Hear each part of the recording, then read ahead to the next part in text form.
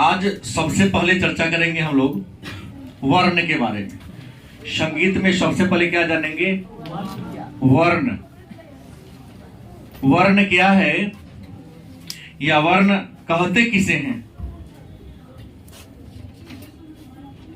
तो गाने और बजाने के क्रम में विभिन्न प्रकार की क्रियाएं करते हैं। एक कलाकार गाने और बजाने के क्रम में अनेक प्रकार की क्रियाएं करते हैं। कलाकार के द्वारा की गई उन्हीं क्रियाओं को वर्ण कहते हैं। आसान परिभाषा है। क्या है? गायन वादन के क्रम में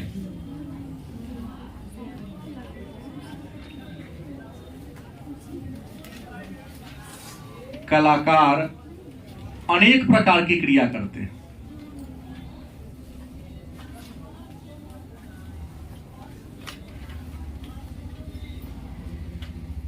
क्रिया करते हैं, उसे ही क्या कहते हैं? वर्ण। क्या है? क्या क्रिया क्या करता? आलाप करते हैं, राग मिलाते हैं, ताल मिलाते हैं। नहीं, गाना बजाना शुरू करने से पहले ताल मिलाएगा, राग मिलाएगा, कलाकार आलाप करेगा। तो इन सारे प्रक्रमों को सम्मिलित रूप से क्या कहते हैं?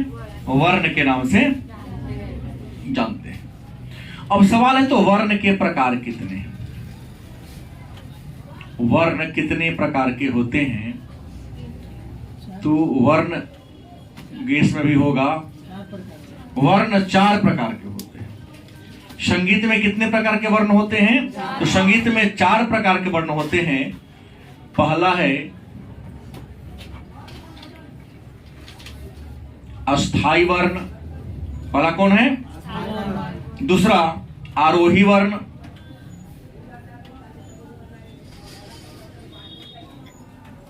तीसरा है अवरोही वर्ण।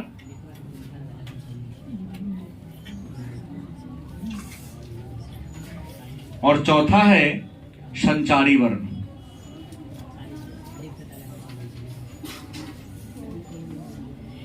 तो प्रश्न वर्ण क्या है? तो हमने परिभाषा दिया, गायन वादन के क्रम में कलाकार अनेक प्रकार की क्रिया करते हैं। कलाकार के द्वारा की गई उसी क्रिया को क्या कहते हैं? वर्ण कहते हैं। सवाल है, तो वर्ण के कितने प्रकार है? वर्ण के भेद कितने हैं? तो मैं आपको बता दूं, वर्ण के 4 भेद हैं। वर्ण के कितने भेद हैं? तो वर्ण के 4 भेद हैं। पहला कौन है? अस्थाई वर्ण। दूसरा क्या है? आरोही वर्ण। तीसरा क्या है? अवरोही वर्ण। चौथा कौन है? प्रश्न, अस्थाई वर्ण क्या है? प्रश्न क्या है? अस्थाई वर्ण क्या है? तो अस्थाई वर्ण का परिभाषा हुआ कि एक ही स्वर का बार बार उच्चारण करना। परिभाषा होगा इसका, एक ही स्वर को बार बार उच्चारण करना क्या कहलाता है? अस्थाई वर्ण कहलाता है। एक ही स्वर को बार बार उच्चारण करना। आप खड़ा होंगे। संगीत में स्वर कितने हैं? 7। क्या नाम है? हाँ, शा, रे, ग, म, प, the, knee. Very good, sit down. क्या कहा? स्थाई वर्ण क्या है? तो एक ही स्वर को बार बार दोहराना। क्या हुआ? सा, तो सा सा, र, रे रे लिख सकते हैं। सा सा, रे रे, गा गा। हारमोनियम वाला कई बार एक ही पट्टी पर दबाएगा, सा सा, रे रे, गा गा। यह जो अगर करे तो उसे क्या कहोगे? अस्थाई वर्ण हो जाना है। माने एक ही वर्ण सा हुआ, सा के बगल में क्या कर दिए? शा। सा के बगल में क्या लिखेंगे? अगर सा के बाद अगर सा को ही हम दोहराएंगे, उसे क्या कहेंगे? जैसे सा सा, रे रे, ग ग, म म, प प, the the, knee knee. Clear? दूसरा क्या है? आरोही वर्ण क्या है?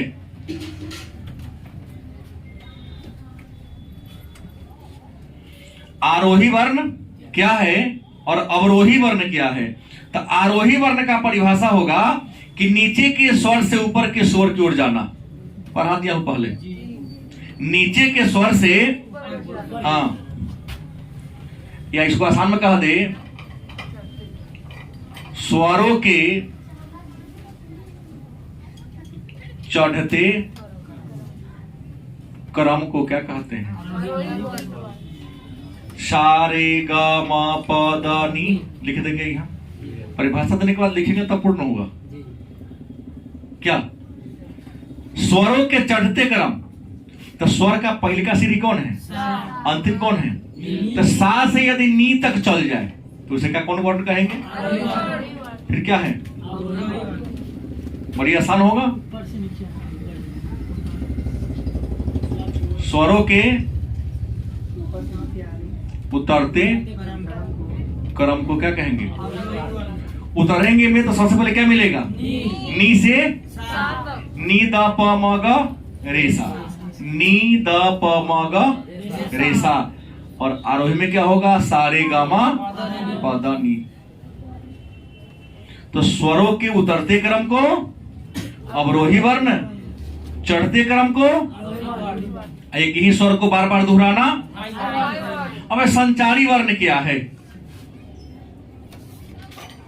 क्या? तो ऊपर के जो तीन वर्ण हैं, अस्थाई वर्ण, आरोही वर्ण और अवरोही वर्ण को एक के साथ मिला देना। तीनों वर्णों को मतलब एक साथ क्या कर देना? मिला देना। या यूं कहें, स्थाई कौमा आरोही एवं अवरोही वर्ण के मिलने से क्या जी? जो वर्ण बनता है उसे क्या कहेंगे? संचारी वर्ण कहेंगे। मतलब अस्थाई आरोही एवं अवरोही वर्ण के मिलने से जिस वर्ण का निर्माण होता है उस वर्ण को हम संचारी वर्ण के नाम से जानते हैं। तीनों वर्ण को मिला दो ना। सा सा क्या कैसे मिला देंगे? इसको लिखना होगा संचारी वर्ण में। सा सा रे रे ग ग, फिर इसको लिख देंगे सा रे ग म प द नी, फिर लिख देंगे कॉमा देंगे नी द प म ग रे सा। लिखेंगे तब भी पूर्ण हुआ। परिभाषा पूर्ण करने के लिए लिखना पड़ेगा क्योंकि तीनों वर्ण तो मिला। हमने क्या लिखा? स्थाई आरोही एवं अवरोही वर्ण के मिलने से जिस वर्ण का निर्माण होता है उसी वर्ण को क्या कहते हैं? संचारी वर्ण के नाम से। आगे बढ़ूं? तीनों समझ में आया? किसी को तकलीफ है तो बोल दीजिए, ना बुझाया नहीं है? मेरा कहना है अस्थाई वर्ण का उदाहरण हमने ये ले लिया, सा सा रे रे ग ग, तीनों को लिया। पूरा लेना चाहिए हमको, हमने नहीं लिया। आरोही वर्ण का उदाहरण क्या ले लिया? सा रे ग म प द नी चल रहा है। और अवरोही का क्या लिया? उल्टा कर दिया हमने। क्या दिक्कत है? ये तो हो गया आपका अस्थाई वर्ण। ई कौन हो गया? आई कौन हो गया? वस्तुनिष्ठों में डाल देगा। इनमें कौन अस्थाई वर्ण है? लिख देगा, अलग लिखेगा सा, फिर लिखेगा ग, फिर लिखेगा रे, एक जगह लिख देगा सा सा, चाहे एक जगह लिख देगा रे रे। तो जहां डबल दोहराएगा तब वो अस्थाई कहलाएगा। अब समझ गए? आगे बढ़ूं? अब अगला प्रश्न मेरे सामने आता है, अलंकार क्या है?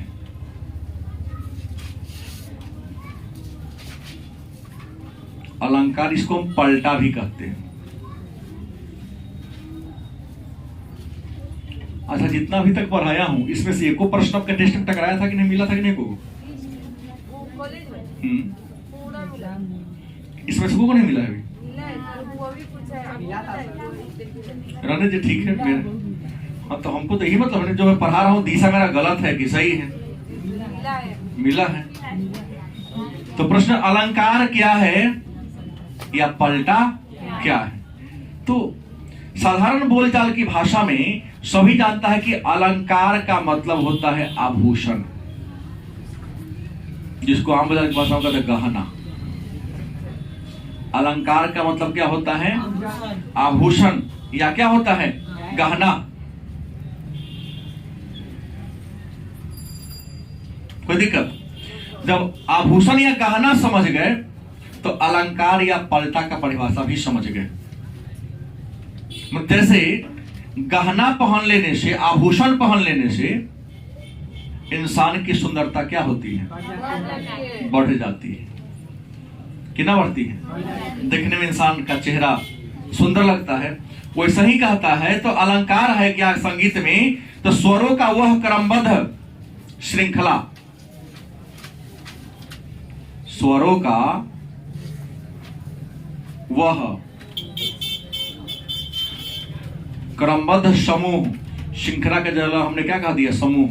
स्वरों का वह क्रमबद्ध समूह जिसे लगने पर या जिसके लगने पर, जिसके लगने पर राग की सुंदरता क्या हो जाए? बढ़ जाए। क्या कहलाता है? अलंकार या पलटा कहलाता है।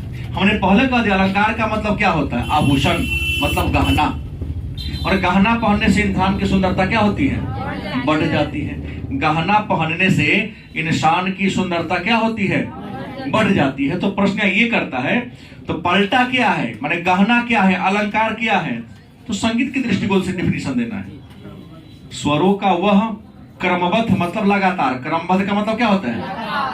समूह जिसके लगने पर राग की सुंदरता क्या होती है? बढ़ जाती है। क्या कहलाता है?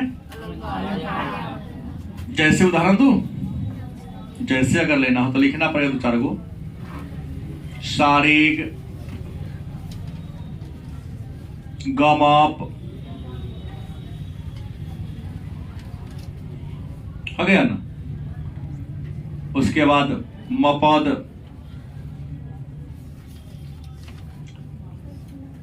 तीन दिन को जोड़ दीजिए ना। है? जोड़ दिया तीन को हमने, तो क्या करना है? तब ना सुंदर लगेगा। जोड़ेंगे एक से अधिक तब ना। अब गहना पहनते हैं, सीधे हमने यहाँ एक बाली पहन लिया, उसमें जोड़ दीजिए, कुछ कुछ मुनका मुनका लगा दीजिए, दो चार गो लटका दीजिए, देखने में सुंदर लगता है। तो ये वो है, सा सुंदर नहीं लग रहा है, लेकिन सा में कुछ सटा दिए, रे ग सारे गमप मपाथ, ये हम लिख देंगे। सारे गम सरगम, एक परिभाषा ही बन जाता है। सरगम किसे कहते हैं? तो संगीत के पहले चार स्वर को सम्मिलित रूप से सारे गम प को सम्मिलित रूप से क्या कहते हैं? सरगम कहते हैं। आगे पढ़ो। एक और आता है वादी स्वर। क्या है? क्या है? वादी स्वर, क्या इसी का नाम है अंश स्वर?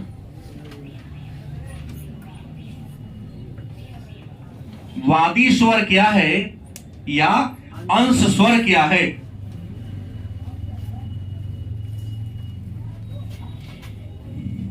तो राग में लगने वाले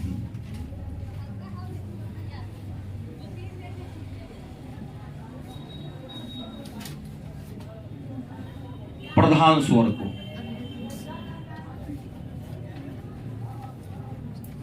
क्या कहते हैं? माने हर राग में एक न एक प्रधान स्वर होता है। जैसे हर घर में एक हेड आदमी होता है कि ना होता है? हर जगह पर, हर संस्था में, हर घर में, हर परिवार में एक अगड़िया होता है कि ना होता है? होता है। तो ऐसे ही हर राग में एक कोई स्वर होगा, सातों में से कोई एक होगा, हर राग का एक मेन होगा ना होगा। तो किसी भी राग का जो एक प्रधान स्वर होता है, उसी प्रधान स्वर को क्या कहते हैं? वादी स्वर या अंश स्वर के नाम से ना समझ में आया? माने इसको मेन स्वर कह सकते हैं हर राग में। तो एक उल्टा एक और ले लो प्रश्न, समवादी स्वर क्या है? क्या है?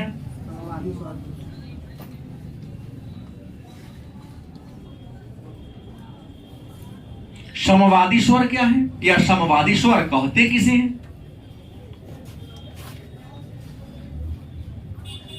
तो राग में लगने वाले मूल स्वर को छोड़कर अन्य सभी स्वरों को क्या कहेंगे? समवादी स्वर। क्या कहेंगे? जैसे हमने कहा ना, हर राग में एक मेन स्वर होता है, तो उस मेन स्वर को क्या कर दिया जाए? हटा दे, छोड़ दिया जाए, और उसके बाद जो स्वर आपको बच जाता है उसे क्या कहेंगे हम? समवादी स्वर के नाम से। थोड़ा सा बुद्धि को लगाना है, कोई चीज भारी नहीं है, बस दिमाग में लगाना, ये नहीं सोच लेना कि बहुत भारी है। बच्चा पहले ही समझ लेता है कि ना बाप रे बड़ा भारी है। तो जो मन से सोच लिया भारी, हर चीज अच्छा और बुरा, हल्का और भारी सोचने पर निर्भर करता है। फिर तीसरा है अनुवादी स्वर। क्या है अगला जो है नाम? क्या है? अनुवादी स्वर क्या है, या अनुवादी स्वर से आप वादी स्वर, संवादी स्वर। तीसरा कौन है? अनुवादी स्वर क्या है? तो राग में लगने वाले, राग में लगने वाले वादी तथा समवादी स्वर को छोड़कर जो अन्य स्वर लगता है, राग में लगने वाले एक वादी स्वर होगा और बाकी क्या होगा? संवादी स्वर। जैसे हनुमान आराधना होता है, ऐसा सी देखो मेन गाता है जय हनुमान ज्ञान गुण सागर, पीछे पाछू गाता है, और झाल वाला के पीछे पाछू लोग बैठ के बैठ रहता है, बैठ गया खीर पूरी खाए लगी। किया है संकल्प किसी तरह से मेरा खिया भी करेगा ना? नहीं करते हैं, मनीष करता है खूब।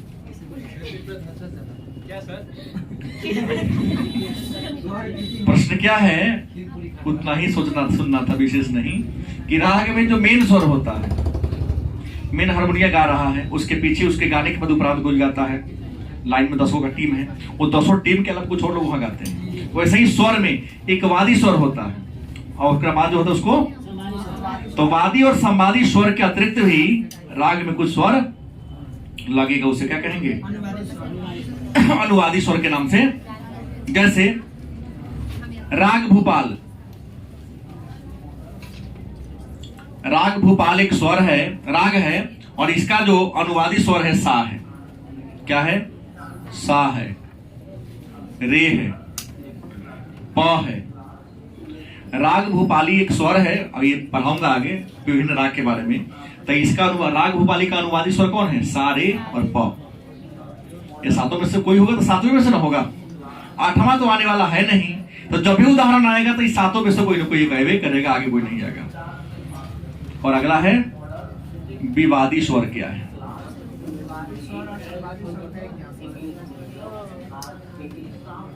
नहीं, इसका नहीं चलेगा, इसको उदाहरण नहीं चलेगा, ऐसे नहीं प्रश्न पूछा होगा। वादी स्वर का परिभाषा दे देगा। कथी लिखा है?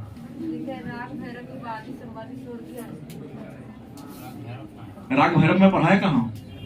मैं वहां पढ़ाऊंगा तो मैं बताइए करूंगा सबका ना। हमने कहा कि हम जो राग पढ़ाएंगे उसका, और तुम्हारे गेस का जो देखो तो चौथा नंबर पेज में सबका लिखा हूं कि नहीं। हमने कहा एक पढ़ना जो हमारे गेस का याद कर लेगा, जो मैं निकाला हूं, केवल 3 नंबर और 4 नंबर पेज याद कर लो, 20 नंबर लेके चलो। हाँ 20 नंबर एक ही पेज में है, लेकिन देखने का तरीका आना चाहिए। नजरिया होना चाहिए कि हमने लिखा कैसे है। वो तो वही समझेगा जो आके हमसे पढ़ेगा, समझेगा। केना डॉक्टर साहब के लिखल दवाई के तो ताने समझे छी, दूसरा से जाओगे तो ना बुझे जो लिखवाइए। तो विवादी स्वर क्या है? बड़ा आसान बात है। वैसे स्वर जिसके लगने से राग की शुद्धता नष्ट हो जाती है। जैसे आपके क्लास में कोई विवादित पुरुष बैठ जाए तो क्लास को चलने देगा? 5 मिनट रुकिए ना, 5 मिनट आ रहा हूं। अगर कोई विवादित बैठ जाए तो क्लास को चलने देगा? स्टेज पे उसको हटाइए दिया जाए। तो ऐसे ही स्वर में भी है, हर राग में अलग सभी स्वर का प्रयोग नहीं होता है। अगर उसको आप अपना मन से जोड़ दिए, सब्जी में चीनी रख दोगे, स्वाद न कहीं बढ़ जाए, नहीं सब्जी जरा तीखा हो जाए तो क्या करना, चीनी जी मीठा डाल देना, मीठा हो जाएगा कि और खराब हो जाएगा। विवादी स्वर क्या है? तो वैसे स्वर जिसके लगने से राग की शुद्धता क्या हो जाए, नष्ट भ्रष्ट हो जाए। जो सुनेगा चारों गालियां देके जाएगा। उस राग पर गीत गाओगे तो 2 गाली सुन के जाओगे, टमाटर चला के अंडा चला के मारेगा। क्या कलाकार खोज के लाए हैं, तो उसे क्या कर देंगे हम? विवादी स्वर। फिर वर्ज स्वर क्या है? लाज का लास्ट होगा वर्ज स्वर क्या है? नामे से स्पष्ट है। वर्ज माने वर्जित करना, शामिल नहीं करना। ऐसे स्वर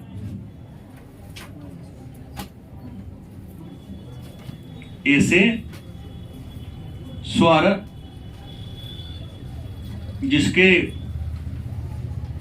लगने से राग का सौंदर्य क्या हो जाए, नष्ट भ्रष्ट हो जाए।